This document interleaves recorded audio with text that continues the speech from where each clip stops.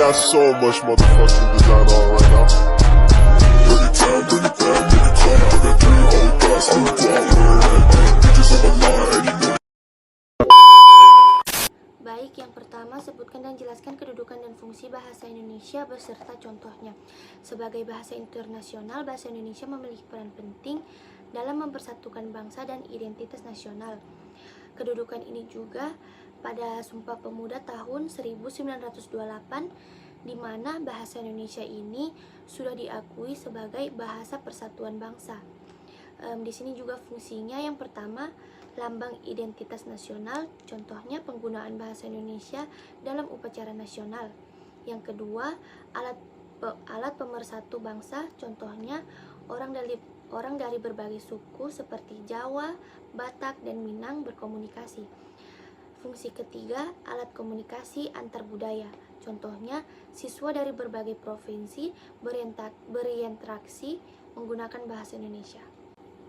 Yang kedua, jelaskan pengertian ragam bahasa Indonesia dan berikan masing-masing contohnya. Ragam bahasa Indonesia ini adalah varian dari penggunaan bahasa yang disesuaikan dengan situasi, kondisi, dan tujuan komunikasi. Ragam bahasa Indonesia ini juga bisa dibedakan berdasarkan tingkat formalitas media atau penggunaannya berdasarkan situasi. Yang pertama, itu ada bahasa resmi digunakan dalam pidato atau dokumen resmi. Contohnya seperti kami akan segera menindaklanjuti laporan tersebut. Contoh yang kedua itu berdasarkan media, biasa digunakan dalam percakapan langsung. Contohnya kayak ayo kita pergi sekarang. Untuk yang ketiga, berdasarkan bidang.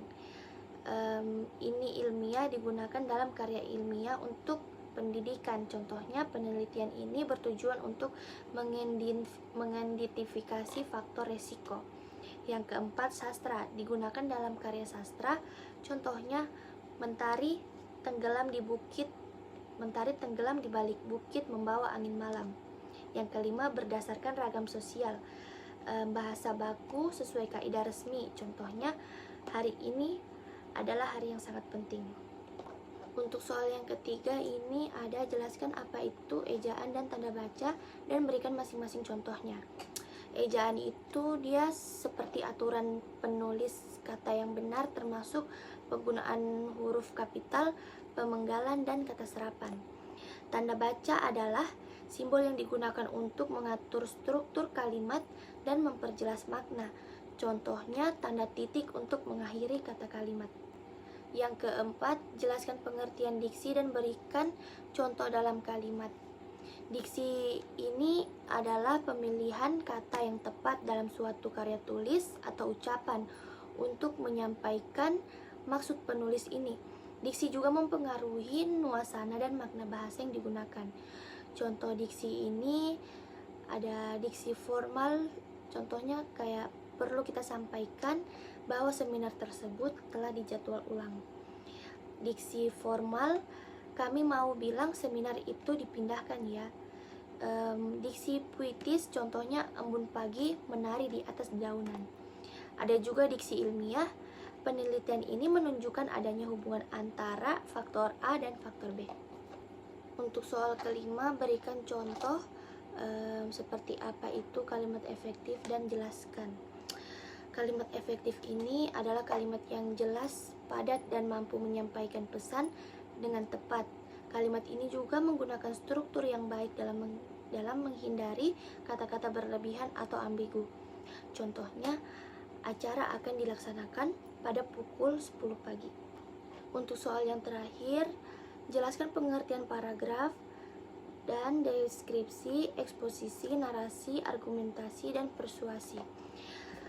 Pengertian paragraf itu dia salah satu ide yang terdiri dari beberapa kalimat yang membahas beberapa topik tertentu, dimulai dengan kalimat utama diikuti oleh kalimat pendukung. Yang kedua, deskripsi. Deskripsi ini adalah teks yang menggambarkan objek, tempat, atau pengalaman dalam detail yang bertujuan memberikan gambaran yang jelas kepada pembaca. Yang ketiga ada eksposisi. Eksposisi di sini adalah teks yang memberikan informasi atau penjelasan tentang sesuatu topik yang bersifat objektif dan menyajikan fakta. Yang keempat, narasi. Narasi ini adalah teks yang menceritakan sesuatu peristiwa atau cerita dengan alur dan karakter. Yang kelima, argumentasi.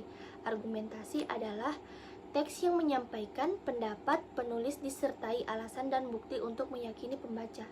Yang terakhir, persuasi. Persuasi ini adalah teks yang bertujuan untuk membujuk pembaca agar melakukan atau mempercayai sesuatu. Bad nigga, turn out that 3 whole thoughts on the block.